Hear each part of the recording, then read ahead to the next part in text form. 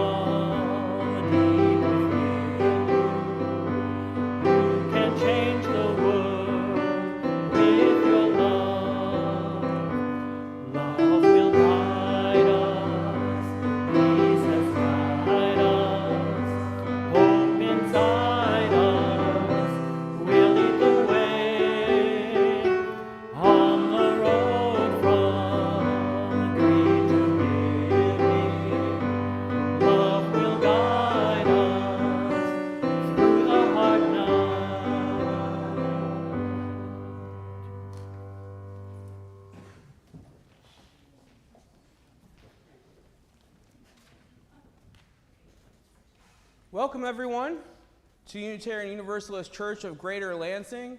I'm Reverend John-Marc Ormechea, and I'm blessed to be here and worship with you today.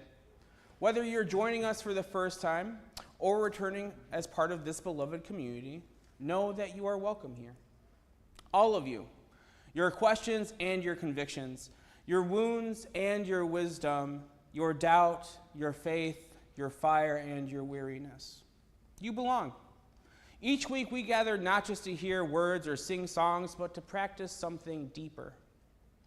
To practice the kind of community where love shows up, where we strive to embody our values, where we remind each other that justice, kindness, and humility are not lofty ideals, but they are daily choices. And today, before we get started, I have a couple of announcements. Today after church, our local CUPS group will be meeting at 12 o'clock. That's our community of Unitarian Universalist pagans. And the board conversation groups will meet at 11:30 in the RE wing. Today's message is rooted in the idea that what we believe matters, but how we live it matters even more. Faith in this tradition isn't about having all the right answers. It's about how we treat people, especially when it's hard. It's about how we move through the world full of misunderstanding and division with courage, humility, and compassion. It's about living with love at the center. You'll hear stories today, some prophetic and some personal. You'll hear from the Gospel of Mark, from the Hebrew prophet Micah, from Star Trek's Commander Saru, and from Unitarian voices like James Freeman Clark. My hope is that you'll hear not just a sermon, but a call to love bigger, to listen deeper, and to believe that even in a broken world, people, all people, can grow, change, and build something new together. But before we get started today, I want us to take a moment to greet each other. First with the people on the live stream, and now with each other.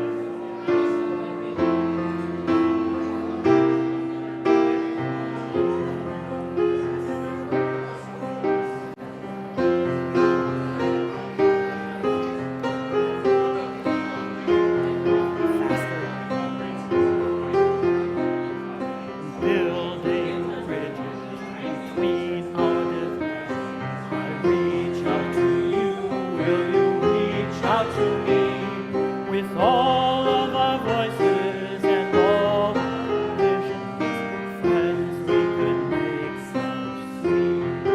Again, building bridges between our divisions. I reach out to you, will you reach out to me? With all of our voices and all of our visions, friends, we could make such sweet harmony.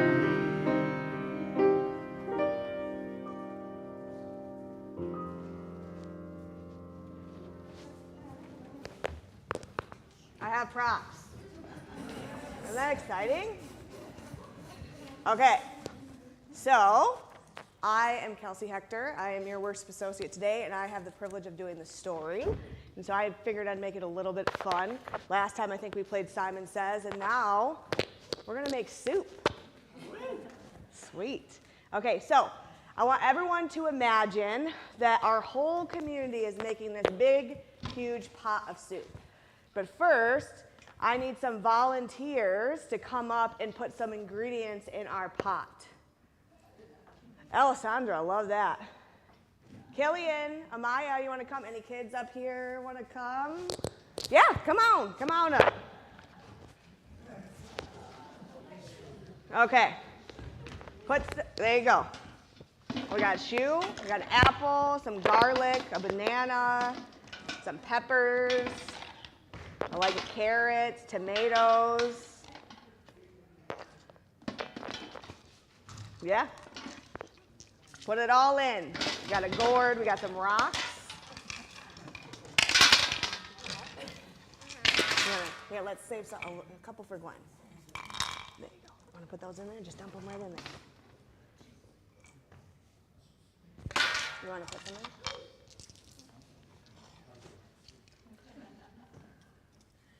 Oh, great job. Got a couple more. Thank you guys so much for helping. I think that's all the help we need. I appreciate chefs. Okay, so I don't know if you've seen, we got some interesting things in here. A rock, we have a shoe. That's going to be really tasty. So now I want to talk about how some of us bring really great ingredients, right? So for a good soup, potatoes, carrots, and then, let's be honest, sometimes we put in stuff that may not be so tasty. Maybe it's a rotten onion or a shoe or some rocks. But here's the thing, the soup still belongs to all of us, right? And so what we do next is what matters. So we could say, this soup is ruined, this is disgusting, let's throw it out and walk away. Or we could work together to stir it, to add new flavors, to balance what's too strong, even though I don't really know how we're going to balance the shoe, to be real honest. And to turn what started off as pretty rough into something that can still feed us. I feel like there's some feedback on my mic. Let me fix it. So faith that shows up doesn't mean we only bring the good ingredients, right? So it means that we admit what's in the pot, and we listen to each other's tastes and our preferences, and we work together to nourish it anyways, right? So now I'm going to ask some questions, and I want anyone in the room to shout out the answers. So what kind of good ingredients do we show up when we bring it into our community? What do we think? Patience? Respect? Love? See, I hear like 5 people. I know more people got opinions than 5 people. What else can we bring into the soup? Love it. Oh, love it. Okay, so now the stuff that's a little bit harder that might sneak in. What might that be? Anger, jealousy, trauma. That's a good one. Judgment, dissension, prejudice. Ooh, greed. So then what would we do to balance those flavors? Because we can't get rid of them. They're there. They exist. How do we balance them? Did someone say spice? I like that. Spiciness. I feel like maybe spiciness could be hard conversations, right? A little bit of spice. Communication, even when it's hard. So, just like in our soup, we don't get to pretend that the bitter ingredients are not there. We stir, we add, we balance, we transform them into something that we all can share. And that's what this faith asks of us, not just belief, but the daily work of showing up, stirring the pot together and making something that not only can feed us, but can feed the world. And with that, please join me in singing the children out. You shall go out with joy and be led forth with peace. The mountains and the hills will break forth before you. There'll be shouts of joy, and all the trees of the field will clap their hands. And all the trees of the field will clap their hands. The trees of the field will clap their hands. The trees of the field will clap their hands. And you'll go out with joy. I almost forgot to give him the shoe back. Okay. So before we can talk about changing the world, we all have to tell the truth about what shapes us. Because none of us come in here untouched. We carry the fingerprints of patriarchy, capitalism, and even white supremacy. Not just out there in the big bad system, but here in our habits, our reflexes, and oftentimes in what we learned and how we see ourselves and how we see other people. And I have the privilege of knowing that this isn't a space where we have to pretend that we have it all figured out. And this space is an honest one, and it really does call in the parts of ourselves that we rather leave outside, not to shame them, but to touch them, to turn them over in our hands and see them for what they really are. Because when we do that, we stop running from it. This truth starts to show, and truth is the raw material for transmutation, right? Transmutation is the sacred work. It's taking what was designed to harm us and shaping it into something that we can actually work with. Something that I hope, and that I hope all of you hope, bends towards justice. Something that grows connection instead of feeding division. And really, let's be honest, that's not easy work. It means we have to go looking for the truth in somebody else's anger. It means noticing the common ground in someone else's suffering. And it means that we get to remember that we're all moving through this life carrying our own truths and showing up with whatever intention that we have the capacity for in this moment. And no, this isn't about letting harm just go by. Love doesn't work without accountability. We name harm, we hold each other in it, because we know nothing changes in the future if we can't sit down with each other in the present. Even when it's tense, even when it's awkward, even when every part of us wants to get up and leave or hide. This is where we learn to be comfortable with being uncomfortable. This is where we practice seeing each other as a whole. And this is where we start turning systems that break us into tools that actually connect us. And this work is made even more important in this moment as we see homelessness being punished and the state trying to make our neighbors disappear, as we see the system perverted to distract us from its own failings. We must meet this moment with defiance and hope, fierce enough to outlast the cruelty. And for today, we shall worship, not as an escape from the world, but as a workshop to help us remake it, for remaking ourselves, for choosing again and again to put love at the center. Come in, the work has already begun. Here, here.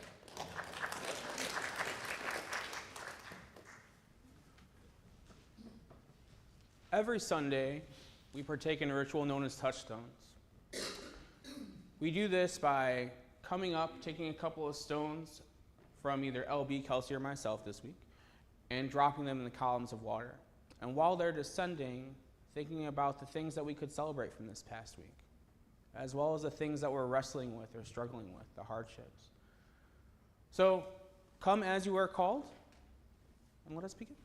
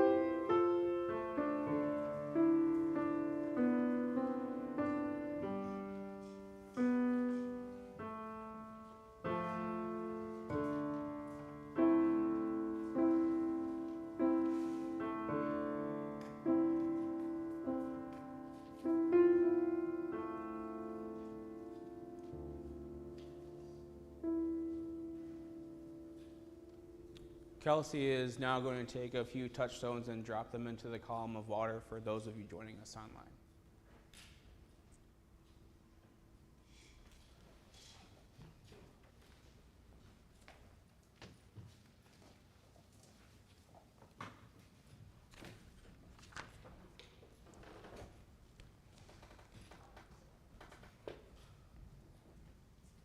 Please join me in a spirit of prayer and meditation as we reflect on the words of George G. Davis. To be strong enough to gain some mastery over ourselves. To be humble enough to be willing to learn from others.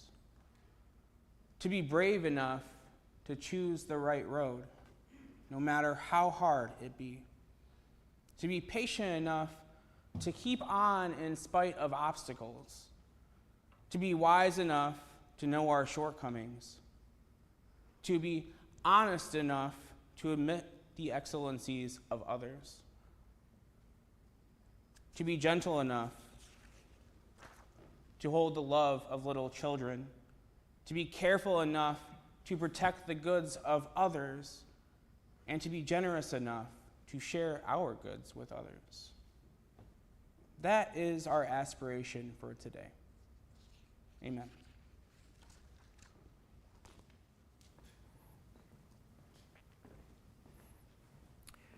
Remaining in an attitude of meditation and prayer, let's chant together, "Be ye lamps unto yourselves." Be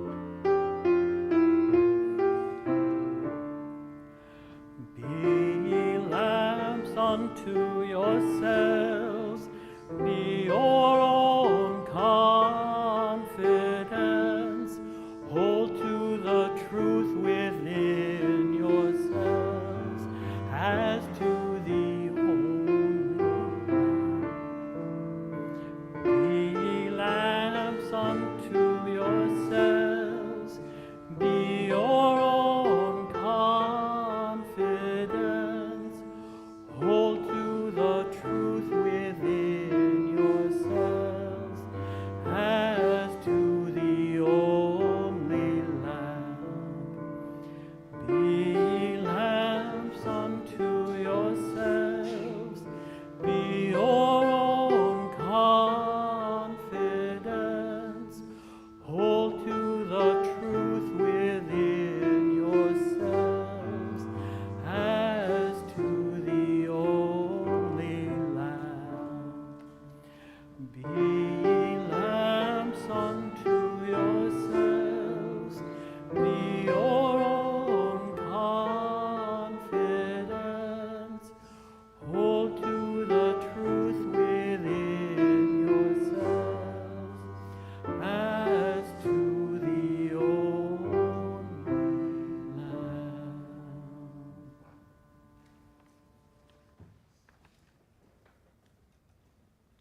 I'm back. So in our very own kitchen, most of you know that we do have the Southside Community Kitchen that gets to nourish all our neighbors with delicious meals during the week. And the work they do literally could not happen without the support of our community. And so that is why they are our special plate collection for this month. So there's a few ways to give. If you look in the chairs in front of you, there should be an envelope, and the ushers will be around with the baskets. Or if you prefer the ease of using your phone, you can see there's a QR code up here, or if you're online, feel free to go to the URL that's on the screen. And the QR code will stay in the next slide too, so don't think you have to rush to get your phone out. But all undesignated gifts do go to Southside Community Kitchen for this month. And thank you for your generosity.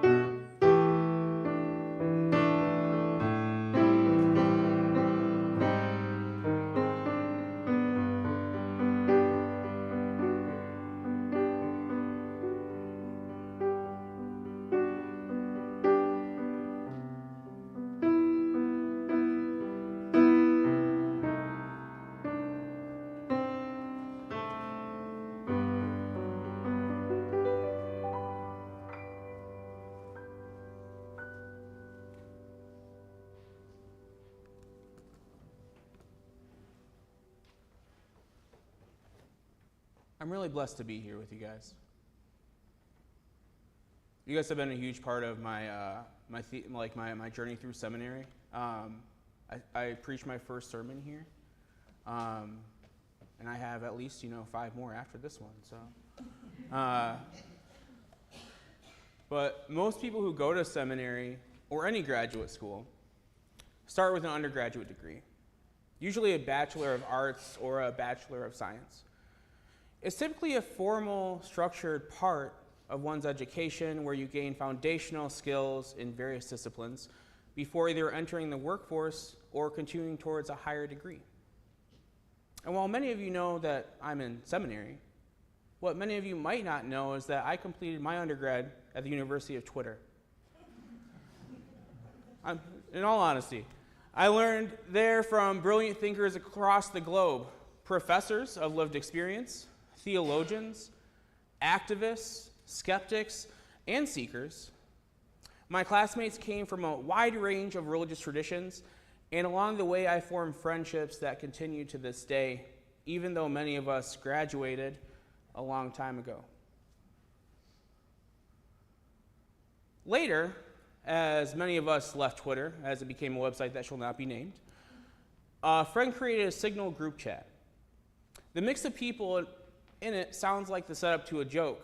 An Anglican, a Catholic, an Orthodox Christian, a Unitarian Universalist, and a Unitarian Christian walk into a bar. But when the bartender asked what we wanted, we simply said an interfaith conversation in a place to check in with each other. We all believe different things.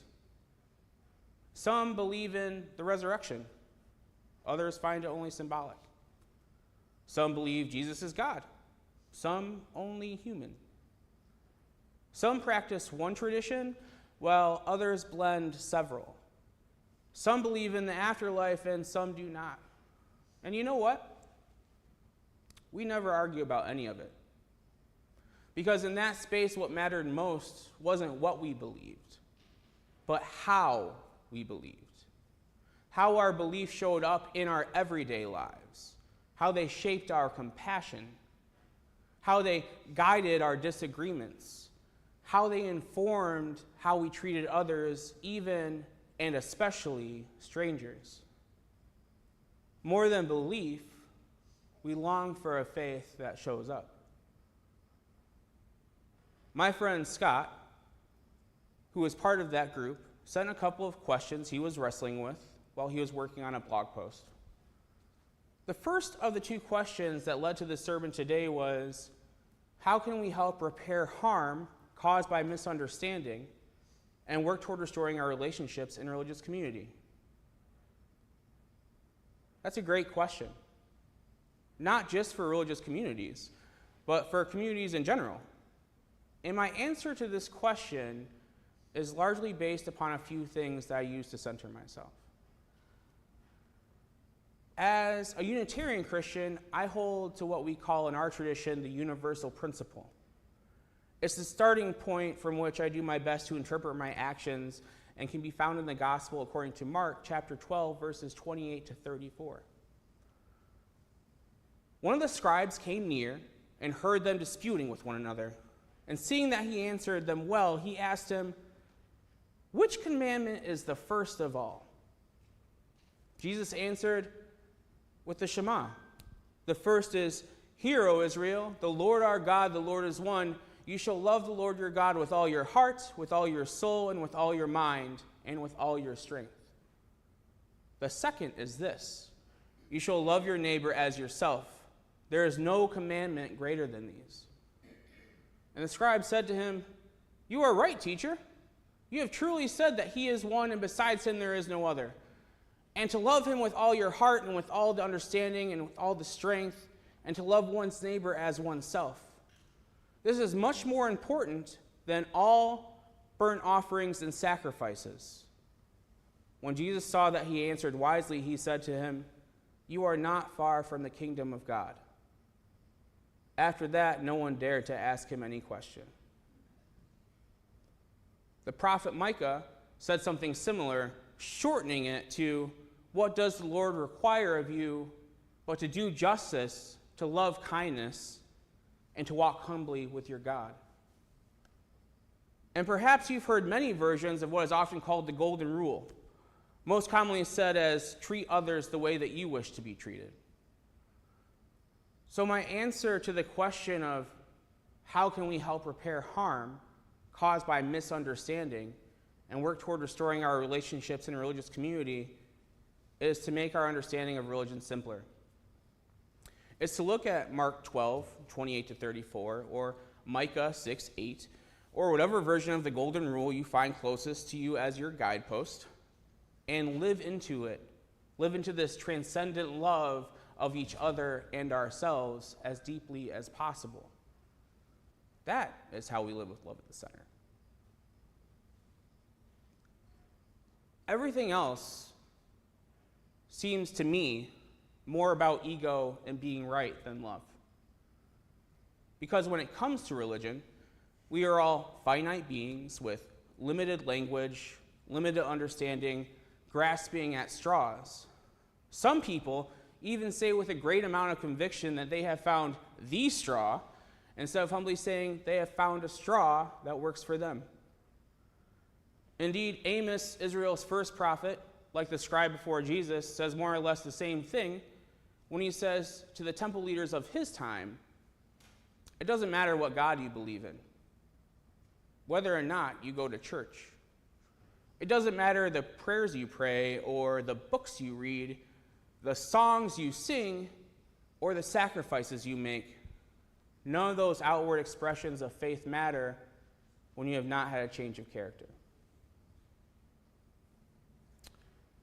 None of that matters when throughout the week you are short and rude with others at work. When you take your anger out on your children. When you sling hateful comments when disagreeing. When going to church is simply an action that you take part in on a Sunday, but throughout the weeks, months, and years, you do nothing to show others the embodiment of your faith.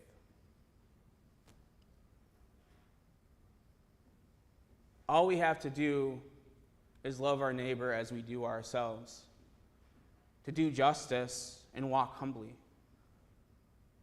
And this leads to my friend's second question. He also asked, how can we build habits that help us take a second to look at the judgments we've made about people, beliefs, or ideas? In other words, how do we begin to love our neighbor as we do ourselves? How do we move in a way of living that says, I want them to flourish too? I think the answer is also simple, at least in theory. We listen.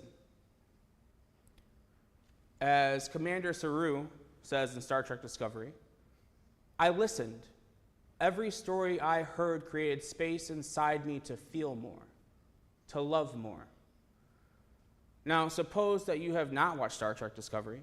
Raise a hand, has anyone watched it? We got a good 4. There we go. In that case, he's responding to a question about how he made it through Starfleet, even after experiencing so many xenophobic comments, even after experiencing great amounts of hate and physical violence. How did he not walk away from those who hated him? And in some cases, even wanted him dead. He listened. He was witness to their suffering. And that's something that we can all be better practitioners of, isn't it? Because we live in some of the most divided times in this country's history, perhaps since the Civil Rights Movement and the Vietnam War. We find ourselves divided by political affiliation, class, race, gender identity and expression, sexuality, religion, and a lot more.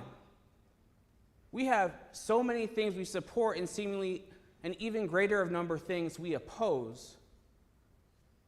And in a world largely shaped by identity politics, we often refer to those who agree with us as our allies. But when someone disagrees with us, we tend to view them as the enemy.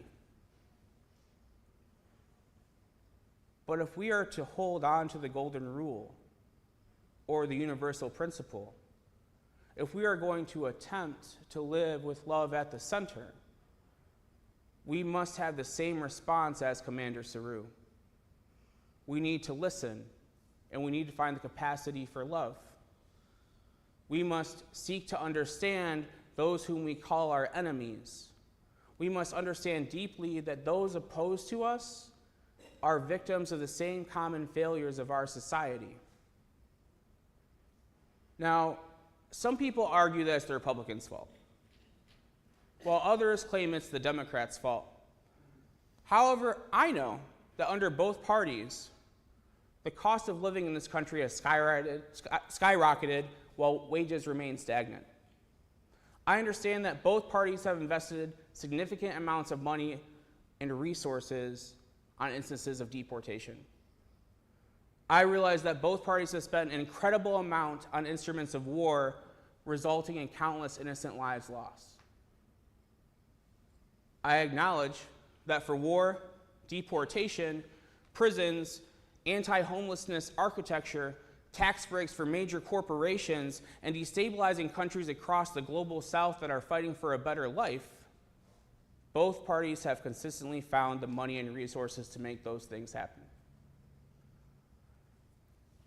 But somehow, when it comes to healthcare, food access, education, mental health services, rehabilitation services, harm reduction, and anything that is life-giving and uplifting, it always seems to be too complicated.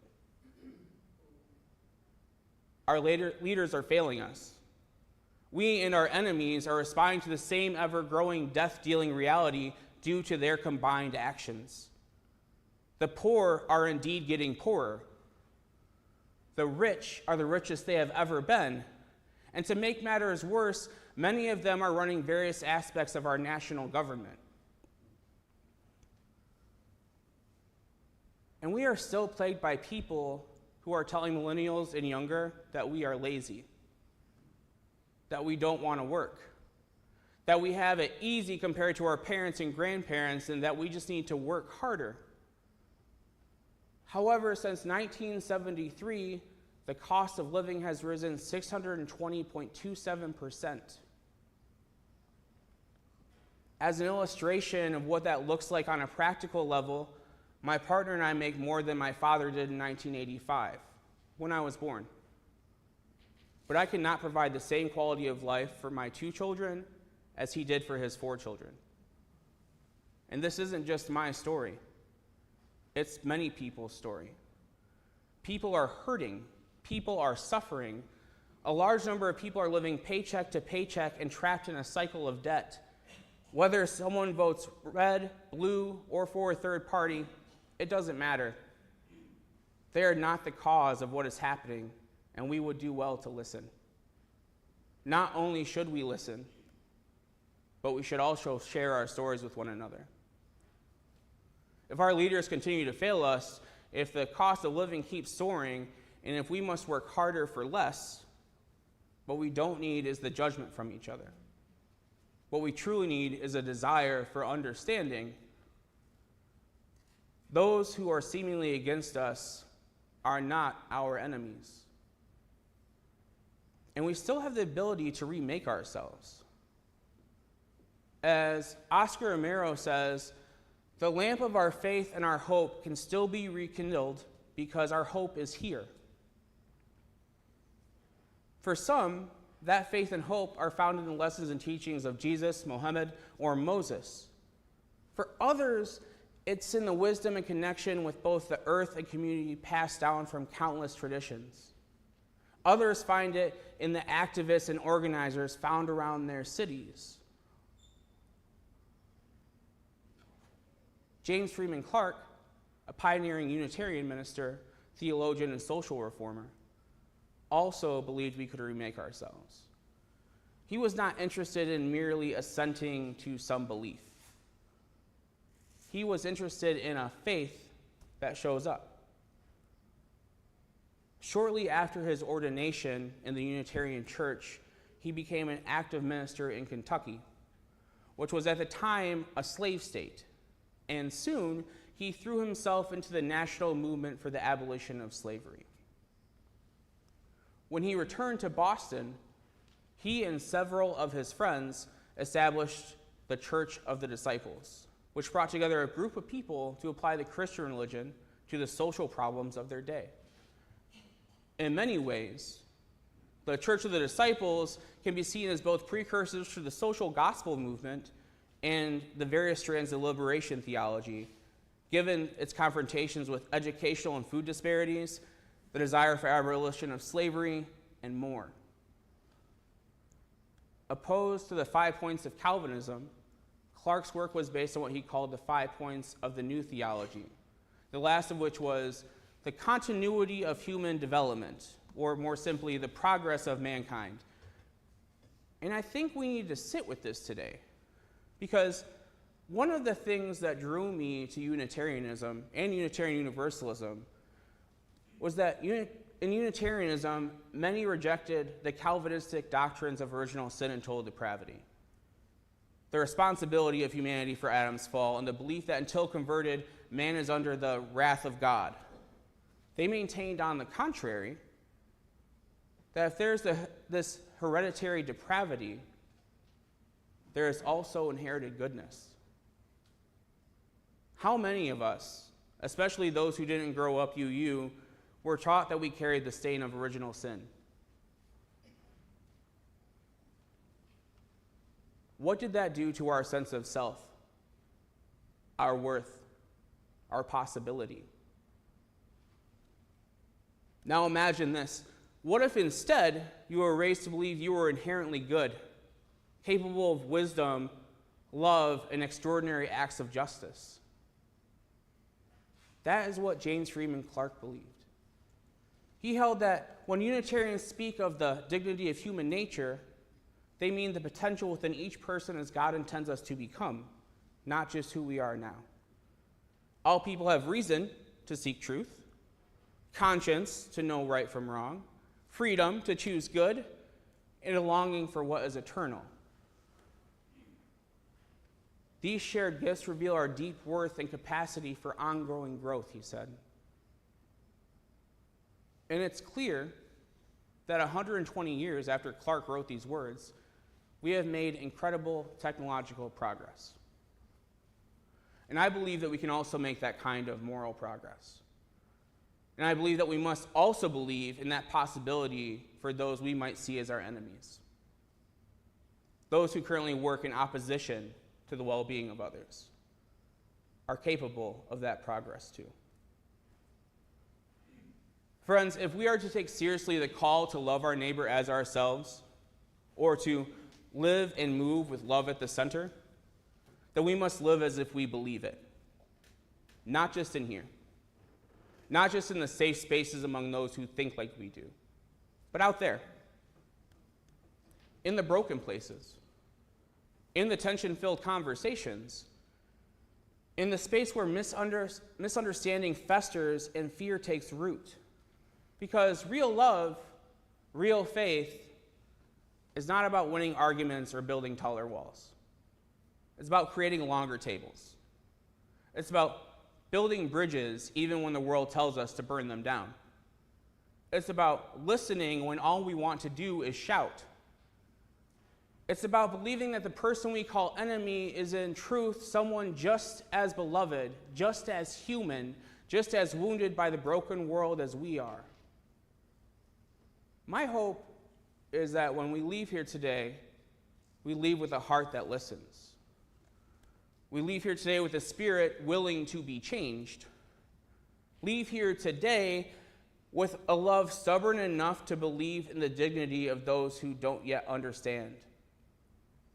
Tell your story. Listen to someone else's.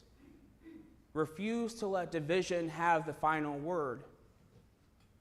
Practice a faith that doesn't just speak about love, but embodies it. Because the world doesn't need another debate, and I know that's hard for you to understand. The world needs people so rooted in love, so alive with compassion, so stubborn in their hope that no power on earth can make them hate. Let that be us. Let that be our offering. Let that be our testimony. Amen.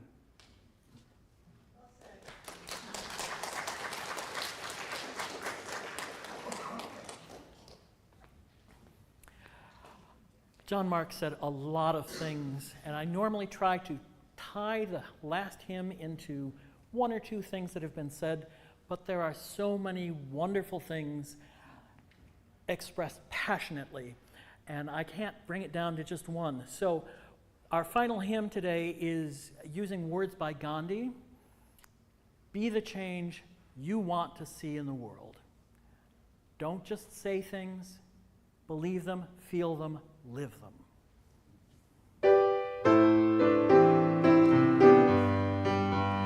the change you want to see in the world. Be the change you want to see in the world. Be the change you want to see in the world. And change will come to you.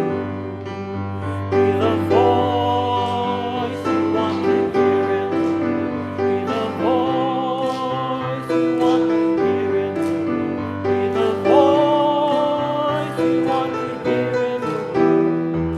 And change will come to you. Be the light we want to shine in this world. Be the light we want to shine in the world. Be the light we want to shine in the world. And change will come to you.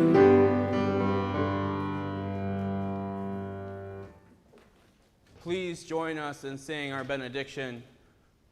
As a religious community, inspired by awe and wonder, we nurture spiritual growth, connect in authentic, loving relationships, and engage in courageous work for peace and justice. May we go out and embody our love in the world. Our worship is over. May our service begin.